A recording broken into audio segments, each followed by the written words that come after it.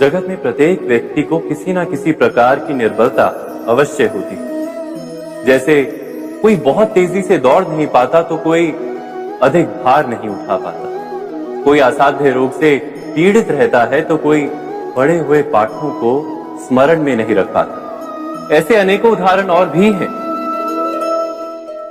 क्या आप किसी ऐसे व्यक्ति को जानते हैं जिसे सब कुछ प्राप्त हो और हम जीवन की उस एक निर्बलता को जीवन का केंद्र मानकर जीते हैं? इस कारणवश हृदय में दुख और असंतोष रहता है सदा। निर्बलता मनुष्य को जन्म से अथवा संजोग से प्राप्त होती है, किंतु उस निर्बलता को मनुष्य का मन अपनी मर्यादा बना लेता है। किंतु कुछ व्यक्ति ऐसे भी होते हैं जो अपने पुरुषार्थ और श्रम से उस निर्बलता को पराजित कर देते हैं। क्या भेद है उनमें और अन्य लोगों में? क्या आपने कभी विचार किया है? सरल सा उत्तर है इसका। जो व्यक्ति निर्बलता से पराजित नहीं होता, जो पुरुषार्थ करने का साहस रखता है हृदय में, वो निर्बलता को पार कर जाता है। अर्थात निर्बलता अवश्य ईश्वर देता है, किंतु मर्यादा मनुष्य का मन ही निर्मित करता है। स्वयं विचार कीजिए।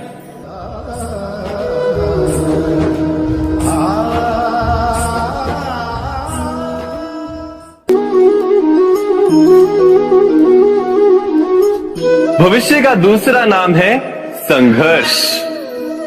हृदय में आज इच्छा होती है और यदि पूर्ण नहीं हो पाती तो हृदय भविष्य की योजना बनाता है। भविष्य में इच्छा पूर्ण होगी ऐसी कल्पना करता रहता है, किंतु जीवन ना तो भविष्य में है ना अतीत में।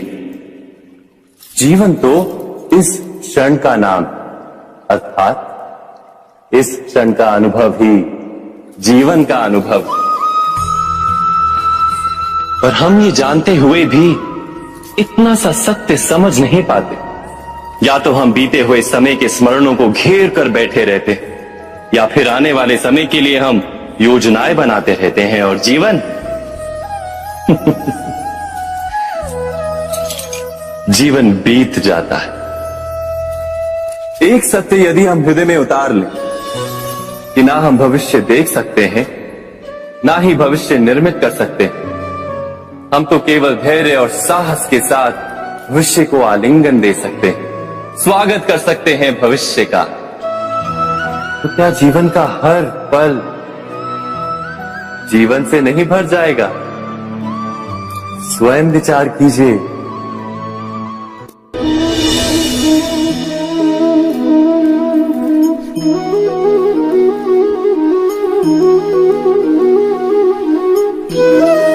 ज्ञान प्राप्ति सदा ही समर्पण से होती है, यह हम सब जानते हैं। किंतु समर्पण का वास्तविक महत्व क्या है?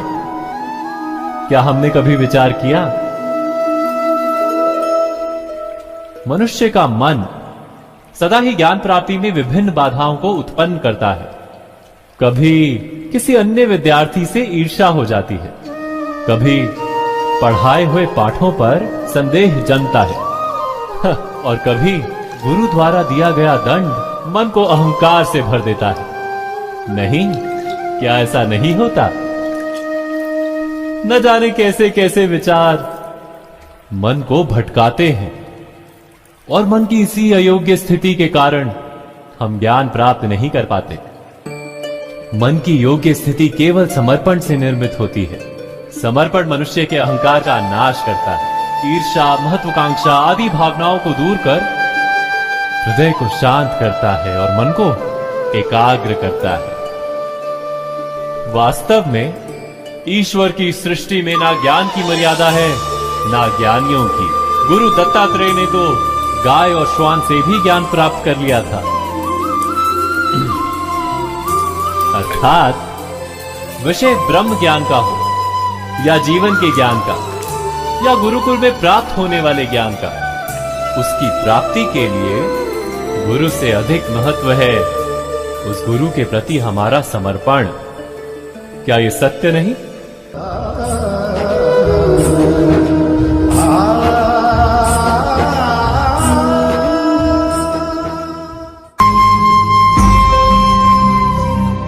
प्रत्येक मनुष्य के जीवन में ऐसा क्षण अवश्य आता है जब सारे स्वप्न, सारी आशाएं, सारे दृश्य ध्वस्त हो जाते हैं। जीवन के सारे आयोजन ही बिखर जाते हैं। एक और धर्म होता है और दूसरी ओर सुख। इसी को धर्म संकट कहते हैं। जब धर्म का वहन ही संकट हो और धर्म का त्याग ही सुख। विचार कीजिए, कभी किसी स्वजन के विरुद्ध सत्य बोलने का अवसर प्राप्त हो जाता है, कभी ठीक दरिद्रता के समय सरलता से चोरी करने का मार्ग प्राप्त हो जाता है, कभी किसी शक्तिशाली राजनेता या राजा के कर्मचारी का अधर्म प्रकट हो जाता है। सबके जीवन में ऐसी घटना बनती ही रहती है। अधिकतर लोग ऐसे किसी क्षण को धर्म संकट के रूप में जान ही नहीं पाते। हमें किसी प्रकार के संघर्ष का अनुभव ही नहीं होता। सहजता से सुख की ओर खींचे चले जाते हैं, जैसे मक्खी गुड़ की ओर खींची चली जाती है। वास्तव में धर्म संकट का क्षण ईश्वर के निकट जाने का क्षण होता है। यदि हम संघर्षों से भयभीत ना, सुख की ओर आकर्षित ना, अपने धर्म पर दृढ़ रहे, तो ईश्वर का साक्षात्कार दूर नहीं।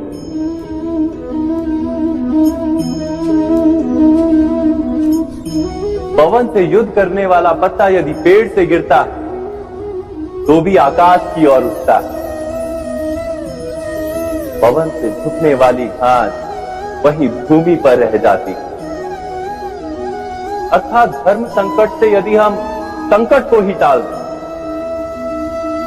तो सुख तो मिलता है, जीवन बढ़ता है, किंतु क्या चरित्र नहीं टूटता? क्या आत्मा दरिद्र नहीं हो जाती? क्या ईश्वर से अंतर नहीं हो जाता? स्वयं विचार कीजिए। दो व्यक्ति जब निकट आते हैं तो एक दूसरे के लिए सीमाएं और मर्यादाएं निर्मित करने का प्रयत्न अवश्य करते हैं। हम यदि सारे संबंधों पर विचार करें तो देखेंगे कि इन सारे संबंधों का आधार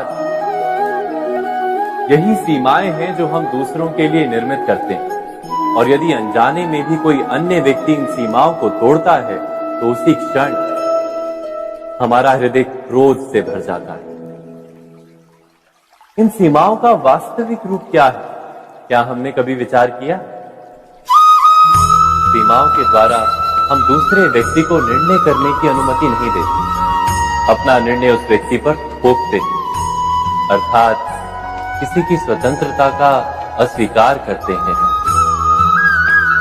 और जब स्वतंत्रता का अस्वीकार किया जाता है तो उसका हृदय दुख से भर जाता है। और जब वो सीमाओं को तोड़ता है तो हमारा हृदय क्रोध से भर जाता है। क्या ऐसा नहीं होता?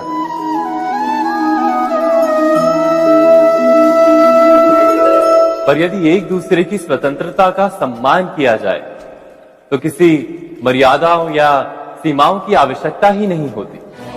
अर्थात जिस प्रकार स्वीकार किसी संबंध का देह है, क्या वैसे ही स्वतंत्रता किसी संबंध की आत्मा नहीं? स्वयं विचार कीजिए। सबके जीवन में ऐसा प्रसंग अवश्य आता है कि सत्य कहने का निश्चय होता है हृदय में, किंतु मुख से सत्य निकल नहीं पाता। कोई भय मन को घेर लेता है।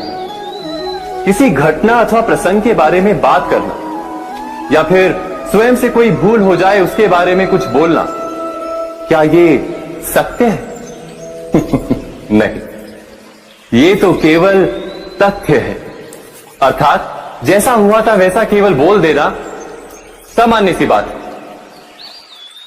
किंतु कभी कभी उस तथ्य को बोलते हुए भी भय लगता है। कदाचित किसी दूसरे की भावनाओं का विचार आता है मन, दूसरे को दुख होगा ये भय भी शब्दों को रोकता है। तो ये सत्य क्या है? क्या हमने कभी विचार किया है? जब भय रहते हुए भी कोई तथ्य बोलता है तो वो सत्य कहलाता है। वास्तव में सत्य कुछ और नहीं, केवल निर्भयता का दूसरा नाम। और निर्भय होने का कोई समय नहीं होता, क्योंकि निर्भयता आत्मा का स्वभाव है। अर्थात क्या प्रत्येक क्षण सत्य बोलने का क्षण नहीं होता?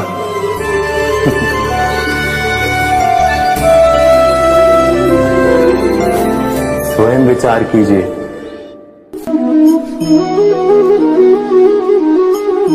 श्रेष्ठता का क्या अर्थ है? श्रेष्ठता का अर्थ है दूसरों से अधिक ज्ञान प्राप्त करना।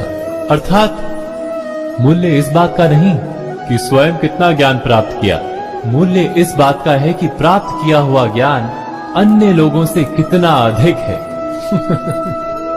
अर्थात श्रेष्ठता की इच्छा ज्ञान प्राप्ति को भी एक स्पर्धा बना देती है। और स्पर्धा में विजय अंतिम कब होती है?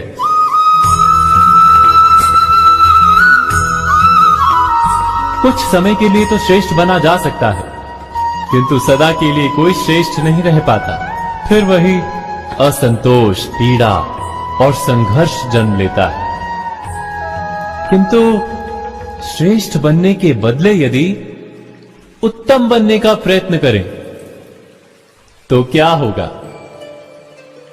उत्तम का अर्थ है कि जितना प्राप्त करने योग्य है वो सब प्राप्त करना, किसी से अधिक पाने की इच्छा से नहीं, मात्र आत्मा की तृप्ति हेतु कुछ प्राप्त करना। उत्तम के मार्ग पर किसी अन्य से स्पर्धा नहीं होती, स्वयं अपने आप से स्पर्धा होती है। अर्थात उत्तम बनने का प्रयत्न करने वाले को देर अबेर सारा ज्ञान प्राप्त हो जाता है, बिना प्रयत्न के ही वो श्रेष्ठ बन जाता है। किंतु जो श्रेष्ठ बनने का प्रयत्न करता है वो श्रेष्ठ बने या ना बने, उत्तम कभी नहीं बन पाता।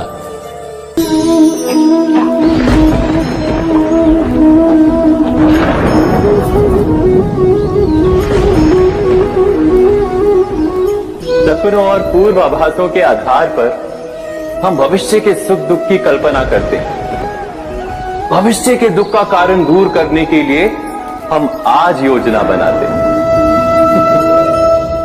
किंतु कल के संकट को आज निर्मूल करने से हमें लाभ मिलता है या हानि पहुंचती है? ये प्रश्न हम कभी नहीं करते। सत्य तो ये है कि संकट और उसका निवारण साथ जन से, व्यक्ति के लिए भी और सृष्टि के लिए भी। नहीं, आप अपने भूतकाल का स्मरण कीजिए, इतिहास को देखिए, आप तुरंत ही ये जान पाएंगे कि जब जब संकट आता है तब तब उसका निवारण करने वाली शक्ति भी जन्म लेती है। यही तो जगत का चलन है। वस्तुतः संकट ही शक्ति के जन्म का कारण है। प्रत्येक व्यक्ति जब संकट से निकलता है तो एक पद आगे बढ़ा होता है, अधिक चमकता है, आत्मविश्वास से अधिक भरा होता है, न केवल अपने लिए अपितु विश्व के लिए भी। क्या ये सत्य नहीं?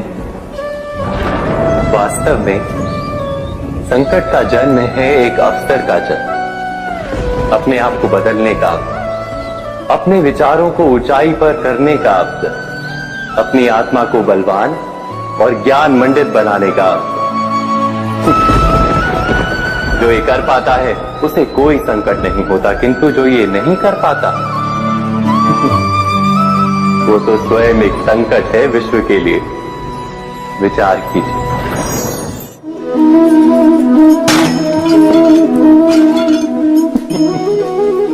स्वयं विचार कीजिए।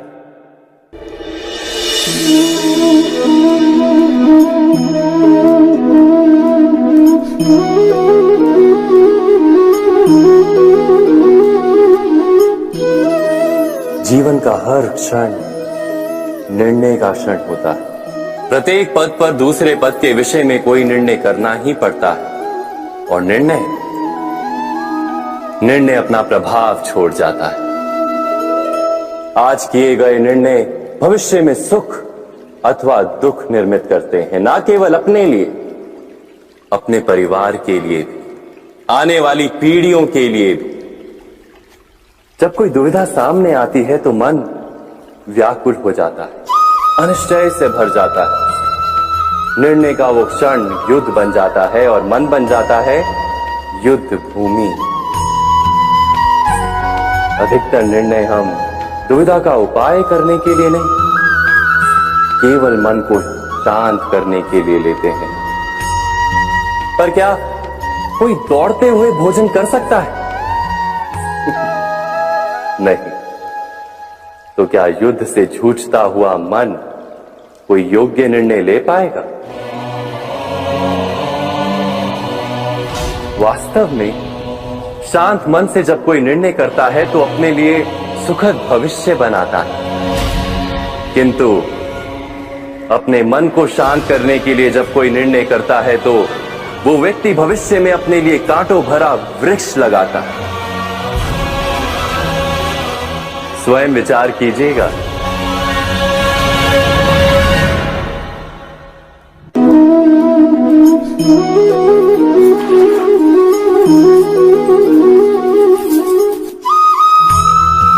जीवन में आने वाले संघर्षों के लिए जब मनुष्य स्वयं को योग्य नहीं मानता, जब उसे अपने ही बल पर विश्वास नहीं रहता, तब वो सद्गुणों को त्याग कर दुर्गुणों को अपनाता है।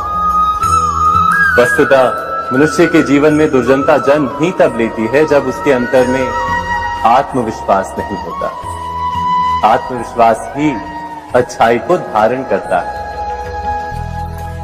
ये आत्मविश्वास है क्या?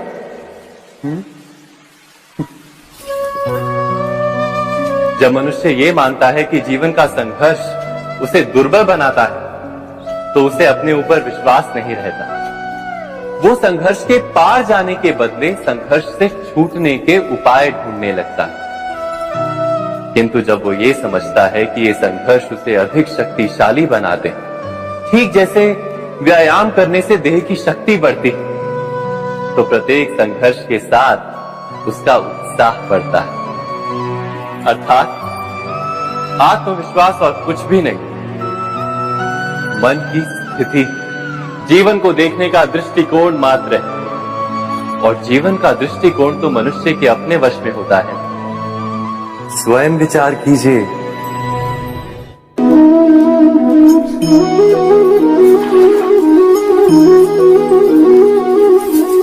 पिता सदा ही अपने संतान के सुख की कामना करते हैं, उनके भविष्य की चिंता करते रहते हैं। इसी कारणवश सदा ही अपने संतानों के भविष्य का मार्ग स्वयं निश्चित करने का प्रयत्न करते रहते हैं।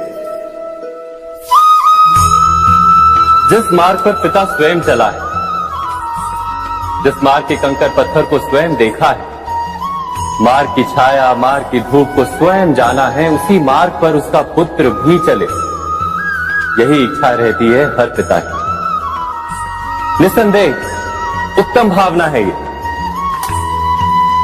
किंतु 3 प्रश्नों के ऊपर विचार करना हम भूल ही जाते हैं। कौन से प्रश्न? प्रथम प्रश्न, क्या समय के साथ प्रत्येक मार्ग बदल नहीं जाते? क्या समय सदा ही नई चुनौतियों को लेकर नहीं आता? तो फिर बीते हुए समय के अनुभव नई पीढ़ी को किस प्रकार लाभ दे सकते हैं? दूसरा प्रश्न, क्या प्रत्येक संतान अपने माता पिता की छवि होता है? हाँ, संतानों को संस्कार तो अवश्य माता पिता देते हैं, किंतु भीतर की क्षमता तो ईश्वर देते हैं। तो जिस मार्ग पर पिता को सफलता मिली है, विश्वास है कि उसी मार्ग पर उसकी संतानों को भी सफलता और सुख प्राप्त होगा।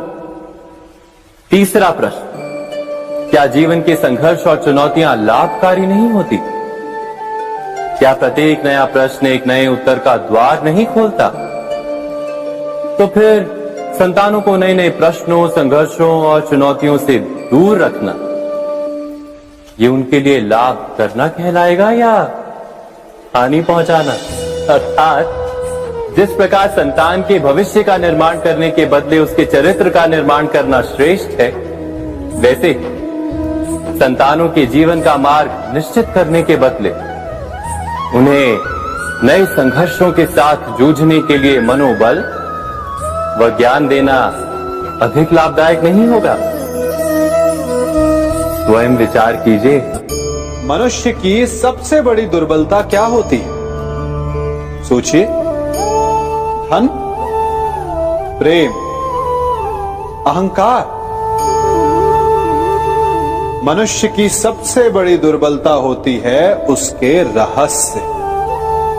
चाहे आप कितने भी शक्तिशाली क्यों ना हो, कितने भी प्रबल क्यों ना हो, परंतु उसके रहस्य उसके नाश की चाबी होती है। इसलिए यदि प्रबल रहना है, शक्तिशाली रहना है, समर्थ रहना है, तो अपने रहस्य को किसी को भी ना बताएं, ना मित्र को और ना ही शत्रु को, क्योंकि समय पड़ने पर कब कौन शत्रु हो जाए ऐसा कहना संभव नहीं। विभीषण को रावण के अमृत कुंड का ज्ञात था, इसीलिए प्रभु श्री राम रावण का वध करने में सफल हो सके। इसलिए उचित यही है कि आप अपने रहस्य को स्वयं तक ही सीमित रखें। मनुष्य जीवन की परीक्षा में सफल होने के लिए क्या नहीं करता? वो परिश्रम करता है, दौड़ भाग करता है, और ये सब करने के पश्चात भी जब उसका काम नहीं बनता तो वो नकल करता है ना? तनिक लौटिए अपने बचपन में, स्मरण कीजिए अपने बचपन की स्मृतियों का। क्या स्मरण हुआ? विद्यालय में जब आप परीक्षा देने जाते थे तो क्या होता था? आप ना सही, परंतु कोई ना कोई सफलता पाने के लिए नकल करता ही था और उत्तीर्ण भी हो जाता था, है ना? परंतु जीवन की परीक्षा ऐसी नहीं होती। नकल करने वाला सफल नहीं होता। कारण विद्यालय में सबके प्रश्न पत्र एक होते थे, परंतु जीवन के प्रश्न पत्र और उनकी कठिनाई सबके लिए भिन्न होती, तो निश्चित रूप से उनके उत्तर भी भिन्न होंगे ना। इसलिए यदि आपको जीवन में सफलता पानी है तो नकल ना कीजिए, स्वयं के प्रश्नों का उत्तर स्वयं ढूंढिए और सफलता आपकी ही होगी। मनुष्य का जीवन हार और जीत, विजय और पराजय, सफलता और असफलता के मध्य झूलता रहता है। आपके साथ भी ऐसा होता होगा, है ना? जब आप सफल होते हैं, किसी चुनौती पर विजय पाते हैं, तो मन प्रसन्नता से आनंद के उपवन में झूमने लगता है, और जब आप असफल होते हैं तब मन दुख और पीड़ा के सागर में डूबने लगता है। परंतु वास्तव में सफलता और असफलता है क्या? तनिक ध्यान से सोचिए। ये केवल हमारी मनोस्थिति मात्र है। हमारी पराजय तब नहीं होती जब हमारा शत्रु विजय प्राप्त कर ले। हमारी पराजय तब होती है जब हम पराजय स्वीकार करें। हम असफल तब नहीं होते जब हम लक्ष्य न पा सके। हम असफल तब होते हैं जब हम प्रयास करना बंद कर दें। इसलिए प्रयास करते रहें और हार ना माने, क्योंकि जिस दिन आप हार स्वीकारना बंद कर देंगे, जीत आपके चरणों में होगी। अब सबने बरगद के वृक्ष को तो देखा ही होगा। क्या आपको ज्ञात है, बरगद के वृक्ष के बीज का आकार राई से भी छोटा होता है, परंतु बरगद का वृक्ष संसार के महाकाय वृक्षों में जाना जाता है। जब उसका जन्म होता है तब उसमें वो जटाएं, वो शाखाएं नहीं होती, परंतु जैसे जैसे उसका विस्तार होता है, जैसे जैसे वो अधिक शाखाओं का भार उठाता है, अधिक पत्तियों का सृजन करता है, वैसे वैसे उसकी शाखाएं जटाएं बनकर जड़ तक पहुंचती है और इस वृक्ष को सहारा देती है। ये जीवन का बहुत महत्वपूर्ण पथ है। बिना लोभ लालच शुभ कार्य करें, अन्य लोगों की सहायता करें। धीरे धीरे आपने जिनकी सहायता की वो आपके सहायक बनते जाएं, आपकी जड़ों को और बलशाली बनाएंगे, आयु मान और आकार बढ़ाएंगे। सहजीवन, सहायता और निष्काम कर्म आपको मृत्यु के पश्चात भी मरने नहीं देगा, आपको अमर रखेगा। हमारा शरीर प्रकृति का एक महान आविष्कार है। इससे जटिल संरचना संसार में और कोई नहीं।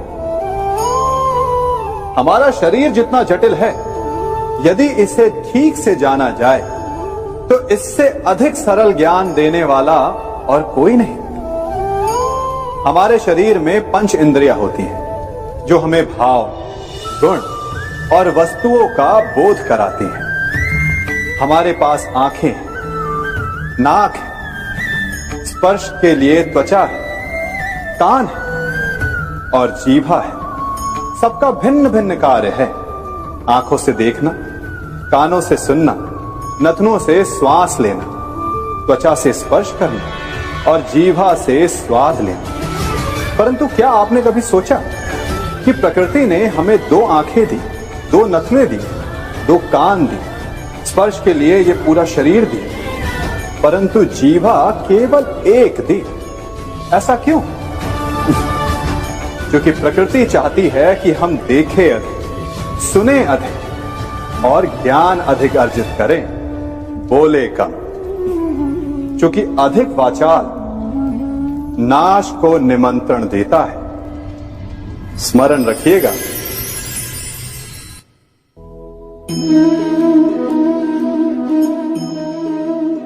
ये सदा यही कहते आए कि यदि आगे बढ़ना है तो अपनों का साथ दो। सत्य कहते हैं, अपनों का साथ देना ही चाहिए, परंतु साथ देने से पूर्व ये अवश्य पहचान लेना चाहिए कि अपने हैं कौन। क्या अपने वही होते हैं जिनके साथ हमारा रक्त संबंध होता है, या अपने मित्र? अपने वो होते हैं जो हमें सद्कार्य के लिए प्रेरित करें, हमें आगे बढ़ाएं, हमारा साथ दें। और वो जिनका साथ देने से समाज का नाश, धर्म की हानि, वो सगे हो करके भी सगे नहीं होते। इसलिए जब अपनों की परिभाषा का चुनाव करें तो उन्हें अपना माने जो आपका साथ दे, उन्हें नहीं जो हमें अज्ञान के मार्ग पर ले जाएं।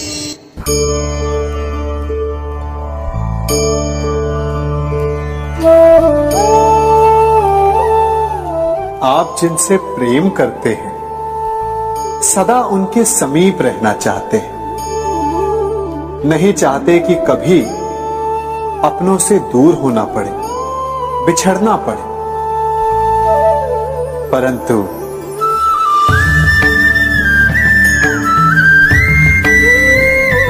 एक समय के पश्चात अपनों से दूर हो जाना उन्नति के लिए आवश्यक है। आप माता पिता हैं। यदि आप अपनी संतान के जीवन के हर पग पर उनका मार्गदर्शन करते रहेंगे तो आपकी संतान स्वयं मार्ग चुनना कैसे सीखेगी? मार्ग के कांटों से स्वयं को बचाना कैसे सीखेगी? इसीलिए एक समय के पश्चात अपनों से बनाई गई दूरी सदा लाभदायक रहती है। आज मैं आप सबको एक कथा सुनाता हूं। एक दिन प्रातः एक व्यापारी अपने घर से निकला। घर से निकलते ही एक बिल्ली ने उस व्यापारी का मार्ग काट दिया। व्यापारी घबरा गया। वो फिर से घर लौट गया और शुभ घड़ी की प्रतीक्षा करने लगा। और जब वो पुनः अपने घर से निकला तब वो वाहन जा चुका था जिससे राजा तक पहुंचकर उसे भेंट देनी थी। राजा को भेंट नहीं मिली। राजा क्रोधित हो गए। राजा ने उस व्यापारी का व्यापार बंद करवा दिया। इस कारण व्यापारी क्रोधित होकर घर पर अपनी पत्नी से लड़ बैठा। पत्नी अपने बच्चों समेत मैके वापस चली गई और उस व्यापारी के जीवन में यदि कुछ रह गया था तो केवल अंधकार। और इन सब का कारण वो उस बिल्ली को मानता रहा जिसने उसका मार्ग काटा था। ऐसा ही एक दूसरा व्यापारी राजा को भेंट देने निकला और उस व्यापारी का मार्ग भी एक बिल्ली ने काट दिया। वो व्यापारी तनिक घबराया, परंतु उसने आगे बढ़ना अधिक उचित समझा। राजा तक वो समय पर पहुंचा। उसने राजा को भेंट दी। राजा प्रसन्न हुए और राजा ने व्यापारी को अपना व्यापार बढ़ाने की अनुमति दी, स्वर्ण आभूषण दी। जब व्यापारी घर पर पहुंचा तो पत्नी को आभूषण और अपने बच्चों को देने के लिए वस्त्र थे उसके पास। हर ओर प्रसन्नता थी। समझ रहे हैं ना? दोनों के साथ एक ही प्रकार की घटना हुई, परंतु दोनों की प्रतिक्रिया भिन्न थी। ऐसा ही हमारा जीवन भी है। हमारे जीवन में प्रारब्ध का अपना स्थान है, परंतु उससे कई अधिक महत्वपूर्ण हमारी प्रतिक्रिया, हमारे सोच का प्रभाव है, क्योंकि यही हमारे जीवन को आकार देते हैं। इसलिए अपनी सोच को सकारात्मक रखिए। आपका जीवन सदैव आनंदमय।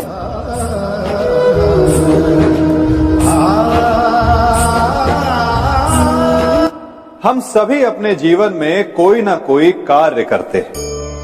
कार्य करते हैं तो थकान की अनुभूति होती है और यदि थकान ना उतरे तो कार्य करने का मन नहीं करता। हम आशा करते हैं कि कदाचित एक दिन में 24 के स्थान पर 26 घंटे होते तो आराम करने के लिए हमें और अधिक समय मिल जाता। हमें ऐसा अनुभव होता है कि हम बहुत अधिक कार्य कर रहे हैं, है ना? परंतु क्या आपने कभी सोचा कि जो लोग संसार में सफल हैं उनके पास भी सफल होने के लिए दिन में केवल 24 घंटे थे, तो फिर वो सफल क्यों है? इसका एक छोटा सा रहस्य है। वो कार्य चुनते हैं जो उन्हें प्रिय है, जिसे करने में उन्हें आनंद आता है। उन्हें लगता ही नहीं कि वो कार्य कर रहे हैं, उन्हें लगता है कि वो प्रतिपल आनंद मना रहे हैं। और जब आप आनंद मनाते हैं तो थकान कैसी?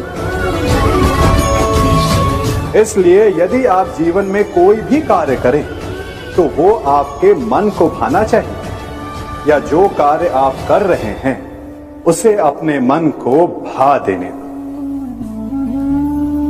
सफलता आपको मिलेगी। कभी सोचा है हमारा जीवन भी उस रेत की घड़ी की भांति है?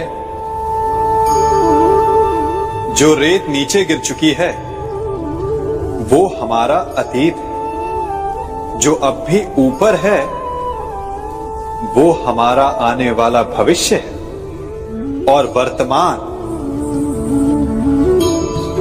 ये संकुचित स्थल है जहां से धीरे धीरे करके रेत गिर रही है।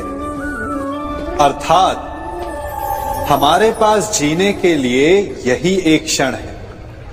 उसका उपयोग कैसे करना है ये हम पर निर्भर करता है। जो बीत गया उसका दुख मनाना है, या जो भविष्य में होने वाला है उसकी प्रतीक्षा में क्रोध करना है। सब कुछ करने के लिए यही एक क्षण है।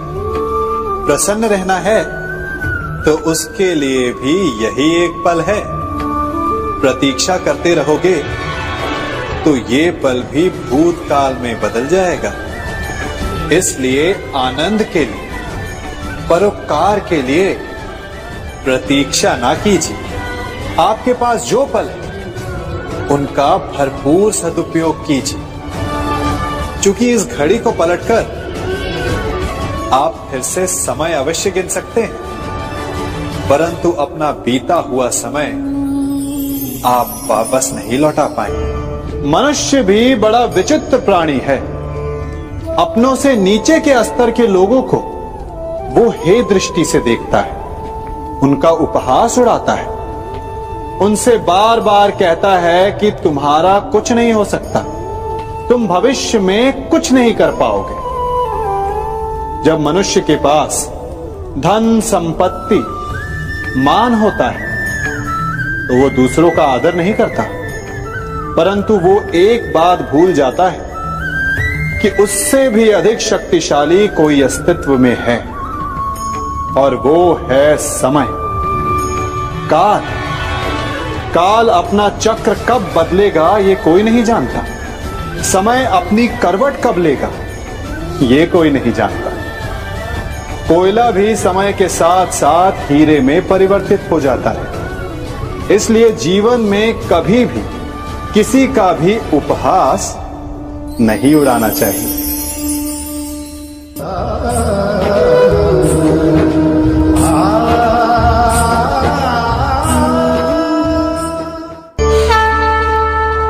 गर्व, अभिमान और अहंकार, ये तीनों सुनने में एक जैसे लगते हैं, परंतु तीनों का अर्थ भिन्न होता है और परिणाम भी। तीनों का आरंभ प्रेम से होता है। स्वयं से प्रेम, परिश्रम हमारे मन में गर्व को जन्म देता है और सफलता अभिमान जगाती है। यहां तक ठीक है, परंतु जब ये भावना अहंकार बन जाती है तब वो समस्या बन जाती है, क्योंकि सबसे बुरा अंत अहंकारी का ही होता है। परंतु मनुष्य के लिए पहेली यही है कि पहचाना कैसे जाए कि अहंकार जग गया है और उसका दमन आवश्यक है। इसका उत्तर मैं नहीं, आपका मन देगा। जब तक आप स्वयं से प्रसन्न हैं, जब तक आप सबसे ऊंचा उठने का प्रयास कर रहे हैं, तब तक ठीक है। परंतु जब आपके मन में दूसरों को नीचा समझने का भाव आ जाए तो सावधान हो जाइए, क्योंकि यही अहंकार है जो वास्तव में आपको हीन कर रहा है।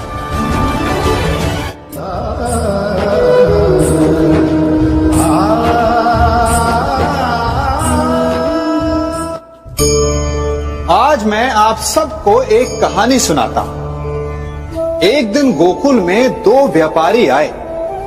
एक व्यापारी शहद का था, बड़ा मीठा शहद था उसका, परंतु वो गोकुल में टिक नहीं पाया। उसके व्यापार ने घाटा खाया और शीघ्र ही वो गोकुल छोड़कर चला गया।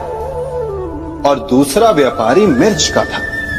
पहले दिन वो एक पोटली लाया और दूसरे ही दिन वो पूरी बैलगाड़ी भर कर लाया, और धीरे धीरे पूरी मथुरा में उसकी धाक जम गई। मुझे बड़ा आश्चर्य हुआ, तो मैंने बाबा से पूछा कि ऐसा क्यों कि एक मीठे शहद का व्यापारी कंगाल हो गया और एक मिर्च का व्यापारी धीरे धीरे नगर सेठ बन गया। बाबा मुस्कुराए और उन्होंने कहा कि मीठी बोली बोलने वाले की तीखी मिर्च भी बिक जाती है, और जो कड़वी बोली बोलता है उसका मीठा शहद भी नहीं बिकता। वाह, कितने उत्तम विचार हैं उनके, और उचित ही है। मनुष्य अपने जीवन में सदैव अपने वचनों से उठता है और अपने वचनों से ही गिरता है। इसलिए अपने जीवन में सदैव मीठी बोली बोलने का प्रयास कीजिए, आपका जीवन सरल हो जाएगा। मनुष्य की सबसे बड़ी दुर्बलता क्या होती है? सोचिए। धन, प्रेम, अहंकार। मनुष्य की सबसे बड़ी दुर्बलता होती है उसके रहस्य। चाहे आप कितने भी शक्तिशाली क्यों ना हो, कितने भी प्रबल क्यों ना हो, परंतु उसके रहस्य उसके नाश की चाबी होती है। इसलिए यदि प्रबल रहना है, शक्तिशाली रहना है, समर्थ रहना है, तो अपने रहस्य को किसी को भी ना बताएं, ना मित्र को और ना ही शत्रु को, क्योंकि समय पड़ने पर कब कौन शत्रु हो जाए ऐसा कहना संभव नहीं। विभीषण को रावण के अमृत कुंड का ज्ञात था, इसीलिए प्रभु श्री राम रावण का वध करने में सफल हो सके। इसलिए उचित यही है कि आप अपने रहस्य को स्वयं तक ही सीमित रखें।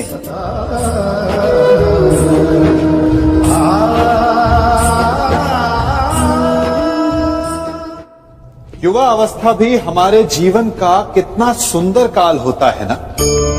बाहु में बल, मन में कुछ बड़ा कर जाने की चाह, आंखों में भविष्य के सुंदर और कोमल सपने। और इसी अवस्था में मनुष्य के भीतर पनपता है प्रेम। किसी को देखकर उस पर मन मोहित हो जाता है और फिर मनुष्य अपना सब कुछ उस पर न्यौछावर कर देना चाहता है। फिर प्रेम की परिणति होती है विवाह में। क्यों? सबको अपने खट्टे मीठे संस्मरण स्मरण हुआ है ना। परंतु यहीं से अधिकतर माता पिता और संतान के मध्य विचारों का विरोध प्रारंभ हो जाता है। संतान को लगता है कि उसका चुना जीवन साथी ही उसके लिए उपयुक्त है, और माता पिता को लगता है कि संतान अनजाने में भूल कर रही है। संतान का तर्क होता है कि उसे विवाह किससे करना है, ये उसका अधिकार है, और माता पिता का तर्क ये होता है कि अब भी जीवन साथी चुनने की समझ संतान में है ही नहीं। तो इस अवरोध को काटा कैसे जाए, उचित निर्णय कैसे लिया जाए? इसका एक ही मार्ग है, अपने उत्तरदायित्व का भान और अपनों से बड़ों के मापदंडों का भान। विवाह करने से पूर्व ये जान लेना आवश्यक है कि विवाह केवल अपने प्रेम को पाने का मार्ग नहीं है, अपितु विवाह से जीवन का एक नया द्वार भी खुलता है। और हर नए जीवन के साथ नए उत्तरदायित्व भी होते हैं, और यदि इन उत्तरदायित्वों को समझकर निर्णय लिया जाए तो विश्वास कीजिए आपका दाम्पत्य जीवन आनंद से भरा रहेगा और आपको कभी ये पछतावा नहीं होगा कि आपने कोई अनुचित निर्णय लिया। सागर का जल वाष्प बनकर उड़ता है, तब वो हमें दिखाई नहीं देता। मेघ उस जल को अपने भीतर छिपा लेते हैं, लंबी यात्रा करते हैं, प्रयास करते हैं कि वो जल सदा उनके भीतर छिपा रहे। परंतु जब वायु का वेग उन्हें उड़ाकर किसी पर्वत से ले जाकर के टकरा देता है, तब उन मेघों को बरसना ही पड़ता है, क्योंकि यही नियति है, यही प्रकृति है। क्योंकि जल को सागर में जाकर मिलना ही है। ठीक ऐसा ही हमारे साथ भी होता है। हम सत्य अपने मन के मेघों में चाहे जितना छिपाने का प्रयास कर लें, परंतु समय की आंधी उसे वास्तविकता के पर्वत से ले जाकर के टकराकर हमारे समक्ष ले ही आती है। जिस भय के कारण आप सत्य को सामने नहीं लेकर आना चाहते, एक दिन वही भय हमारे समक्ष आकर खड़ा हो जाता है और फिर हम लाचार हो जाते हैं, क्योंकि हमने उस भय का सामना करने की तैयारी नहीं की होती। इसलिए सत्य से भागे नहीं, उसे छिपाए भी नहीं, उसे स्वीकार करें। भविष्य की बड़ी विपत्ति से बच जाएंगे।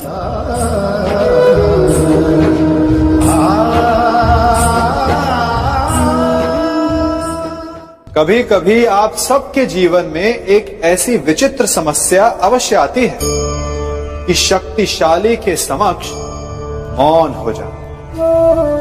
कि उस शक्तिशाली से विवाद करने से बचने के लिए आप मौन रह जाते। मानता हूं, ऐसा करने से आप एक विवाद से बच जाते, एक संघर्ष से बच जाते। परंतु ऐसा बचाव एक बड़े संघर्ष को जन्म दे देता है। कैसे? हमारा मौन रहना अनजाने में उसका समर्थन बन जाता है और वो स्वयं को अधिक शक्तिशाली अनुभव करता है और यहां से हमारा दमन प्रारंभ हो जाता है। एक के बाद एक हम अन्याय में अनचाहे रूप से सम्मिलित होते चले जाते हैं। तो इसका तोड़ क्या है? ये समझने के लिए ये जानना आवश्यक है कि ऐसी कौन सी बात है जो आपको विरोध करने से रोकती है। ये सामने वाले की शक्ति नहीं जो आपको रोकती है, या आपके भीतर छिपा भय है जो आपको रोकता है। हाँ, कभी कभी भय आपकी सुरक्षा अवश्य कर सकता है, परंतु साथ साथ ये भी जानना आवश्यक है कि ये भय ही है जो आपको मौन भी रखता है। इसलिए अपने मन से भय को निकालिए और खुलकर अनीति का, अन्याय का विरोध कीजिए और फिर देखिएगा आपका मन कितना मुक्त, कितना हल्का अनुभव करेगा।